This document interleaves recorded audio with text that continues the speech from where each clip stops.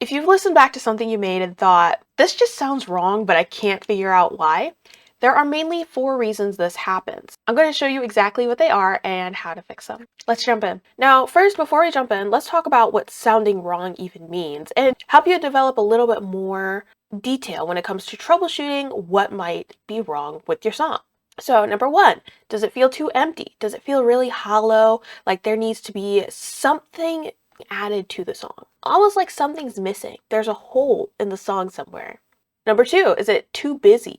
Is everything fighting for attention? Are all of your different elements almost clashing together because there's not 1 or 2 main sounds? Is it too busy where everything is fighting for attention so nothing stands out? This is a really common one. Number 3, things just sound like they don't work together. Like maybe your elements are just like, the notes sound right, but maybe the instruments themselves just don't belong together. And then number 4, might it be too boring? Is it too repetitive? Maybe there's no movement within your song. There's no moment that pulls you in or gives you that hype where you want to hear what happens next. All 4 of these are really common. All 4 of these are things that I have dealt with when it comes to my music making and music production journey. So all of these have a fix, and that is what this video is. Let's talk about your song being too empty or too busy. Imagine a conversation where everyone talks at once and it gets very overstimulating really quick. You can't understand what anybody is saying and there is no purpose to the conversation. That is what happens when there are too many sounds. They are fighting against each other, and this means that it removes all purpose from the song. But thankfully, that's an easy fix. Pick one main focus, whether it be your main tune, whether it be a supporting element, and then make decisions based on that. Whether that means to reduce the volume of the now supporting elements so that the main element shines through, or that may mean deleting some elements that are competing with that main portion. And another option as well is to potentially start getting into effects. So those are modifiers for different sounds that make the sounds sound different. A good one to go for is reverb, and I'll show an example of that. Reverb adds a little bit of echo, and it can help disperse the sound quite a bit if you don't want it to be the main sound. And then you could also boost the main element as well. Now let's go to the other end of that spectrum, where let's say one person is talking but no one's listening, where there's no chatter in the background, there's no sounds of glasses clinking in the background. All it is this one person talking, and it's not like they're a main speaker, and no one responds to that person. It's really awkward. I have definitely been in that situation. Bringing this back to music, if your song feels too empty, that means that there are missing supporting elements to help fill that space. There are a couple ways we can help fix this. I find a lot of the time that fixing the volume when it is too empty for certain things, sometimes it helps, but it still feels like there's a certain gap. So a couple things, we're going into a little bit more of an advanced topic here within the effects, but I'll walk you through that in a simple way here. Now, one of the effects that I like to use is delay. I don't know how this works in a technical way, but think of it as adding a more intense echo than reverb and almost repeating the sound over and over again with the delay, depending on the settings. But adding just that little bit is going to make all the difference and help fill in whatever dead space there is.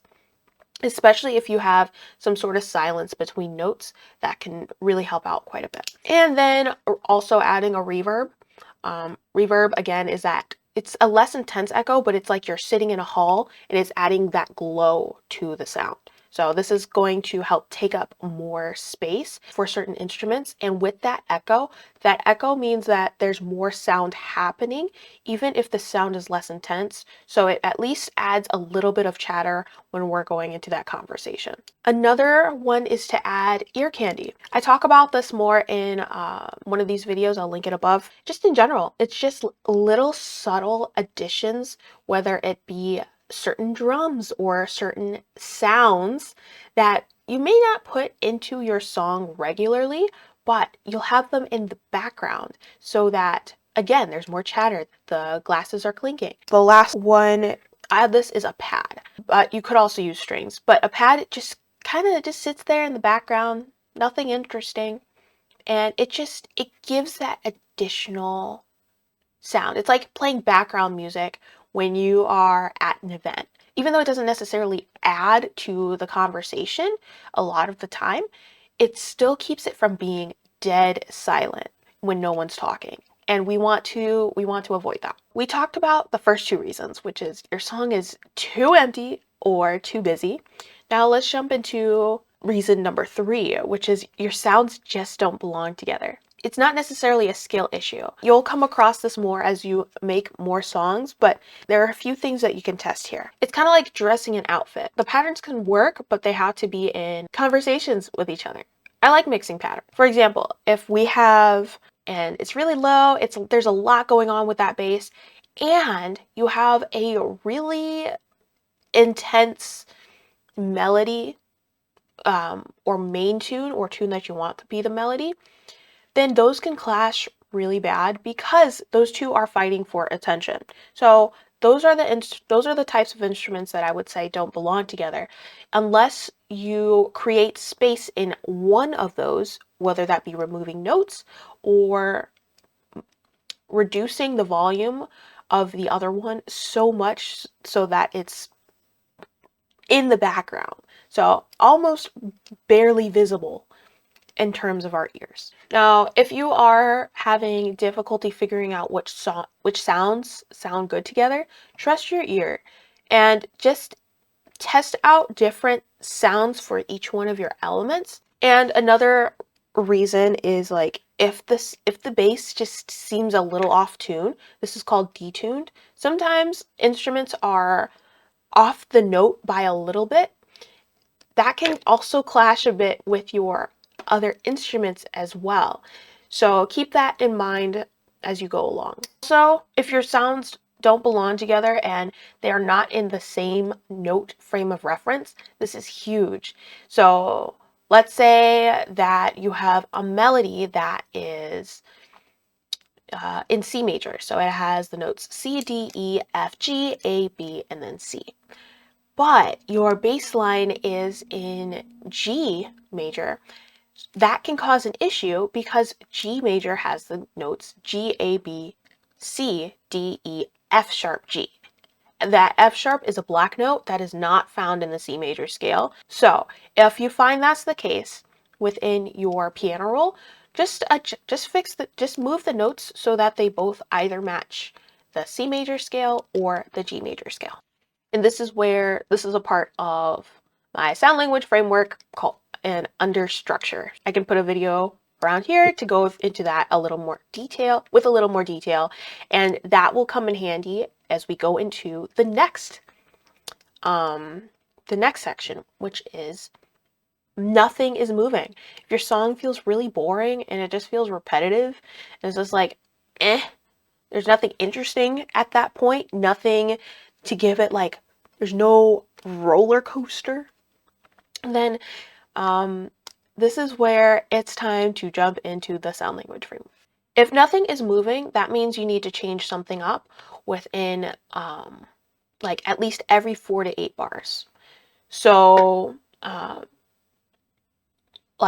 for example, if you have your first section and it's playing something and you need, like, it just keeps playing over and over and over again, what you can do is just either add maybe a drum to it, remove an element from the first section, and that's what's going to create the silence, which gives that next section space and room to grow without having to add additional elements. And you can also add a certain ear candy to that section as well. And another option for you is to change up the notes, change up the section identity a bit. A good way to do this is just maybe changing one note here and there, but keeping the rhythm, or you change the rhythm, but you keep the notes. And so this helps to keep the primary identity of whether it be your melody or your chords, but still add that additional interest. So when you're listening back to it, it's like, oh, okay, there's something different here. I am re-engaged. If you're reading a book and there is no turning point, there's no point where the main character has a redemptive arc, then it's like, what's the point of me reading this book anyway? I could have just read the beginning and just skipped past the end. I didn't need to read the end. So this is like, although it's technically complete, if there is no movement, then there's no shape. And without the shape, then there's not as much interest. You'll be surprised how little you need in order to add that interest. Now you can hear your song and diagnose it instead of just feeling frustrated, because that is definitely not fun. Feeling like, oh my gosh, I know something is wrong, but I don't know how to fix it. So this is your new toolbox to help you get started with that for this song that you're working on and the future songs that you're making as well. If you want to be able to troubleshoot and fix your song in more depth as a beginner music maker, then go ahead and enroll in the Music Starter Lab. The link is in the description. If you want to check out another video that will help you in your music making journey, YouTube recommends this one for you.